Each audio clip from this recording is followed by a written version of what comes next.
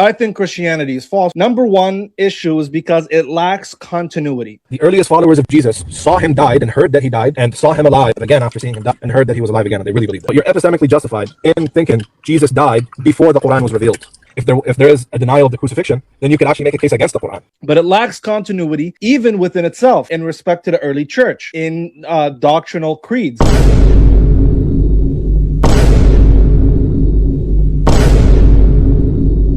So there's not a single messianic prophecy that Jesus fulfills.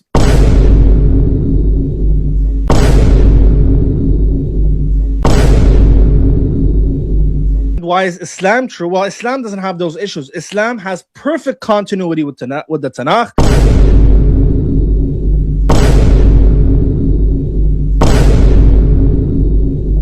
The Prophet Muhammad is trustworthy.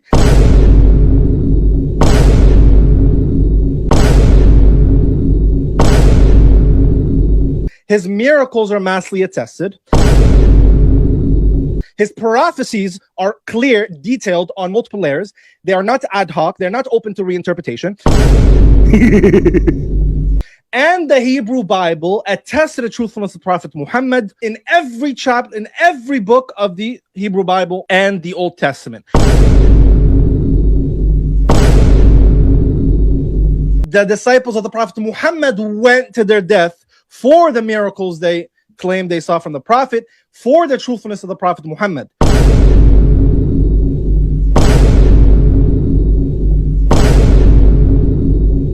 I'm going to give you guys what I think is the most foundational evidence to prove that Islam is true. The Prophet Muhammad ﷺ says in a hadith that the hour will not come until the Muslims fight against those with small eyes, red faces, flat noses, and the description goes on. Now, this is a perfect prediction of the siege of Baghdad when the Mongols came to Iraq and fought the Muslims.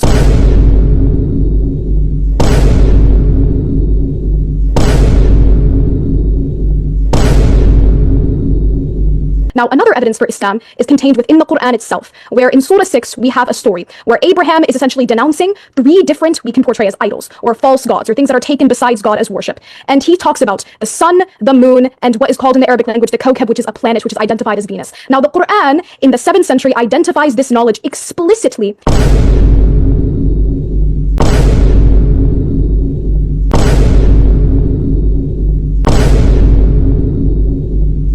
We have full Qurans from the 1st century of the Prophet's life, the 7th century. We have complete Quranic copies, the top copy Quran.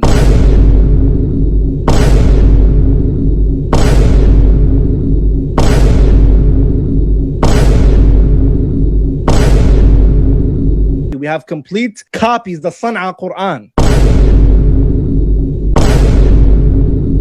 So how come the Quran, in terms of our manuscript tradition, has significantly less variance than the New Testament tradition when it comes to manuscripts?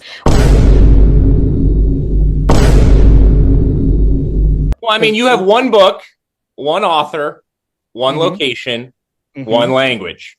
Right. We have 66 books over 1,600 years across 3 continents in 3 languages, over 40 authors. Who are we going to trust? Let's go to when Muhammad got his revelation. Supposedly he got it when he was manic. What's manic? I want to know what is that? He was depressed, manically depressed. He was out of his mind. Okay, so I think that's pretty. It's fine. Go ahead. That's understood. I don't think our sources say manic anywhere, but it's fine. Continue.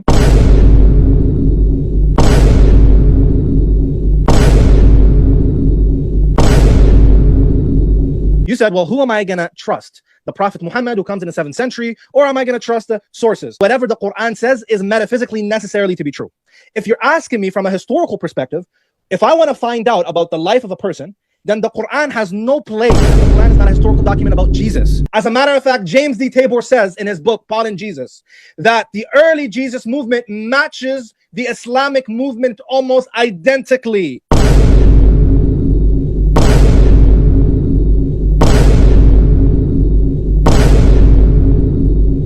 What's the evidence that the 4 Gospels were written by Matthew, Mark, Luke, and John?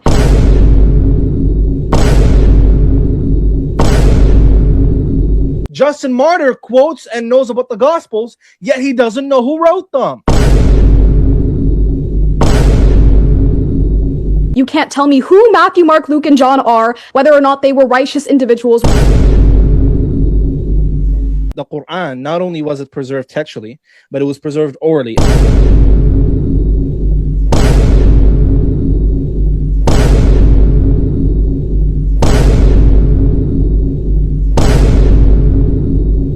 The God that is identical to love going to say, if your child is sexually assaulted, let her marry the person who did it.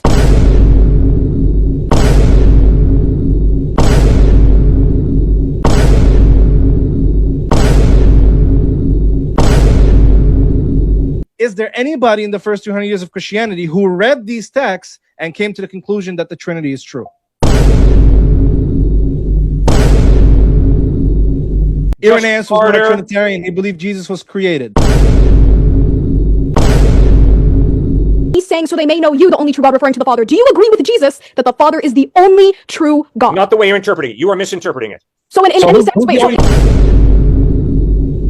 Okay, there's one final revelation of God that was revealed in 7 different ways that it can be recited, and every single one of them is correct.